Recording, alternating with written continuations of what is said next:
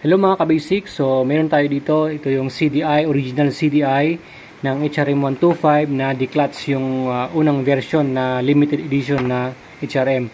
So, battery operated yung kanyang CDI. Ito, mismong supply niya, red na may stripe na black. Yan, dyan sa kabila, sa kanan, sa kaliwa. Okay? And then sa kanan naman, sa tapat niya is yung ating ground. Okay? And then, sa taas niya is yung ating ignition coil. Papunta ignition coil yan. At yung sa blue, may stripe na yellow, is yung ating pulser. Okay?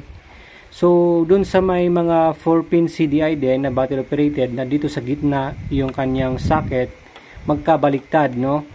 Yung ground dito sa kaliwa, yung ating positive, yung sa kanan. Okay? Magkaiba siya, no? Huwag nyo ipa-plug in play, ano? Ayan. So, yun yung kailangan nating tandaan dito sa CDI ng HRM125. Alright, na battery operated. Okay? So yun lang. Thanks for watching. God bless.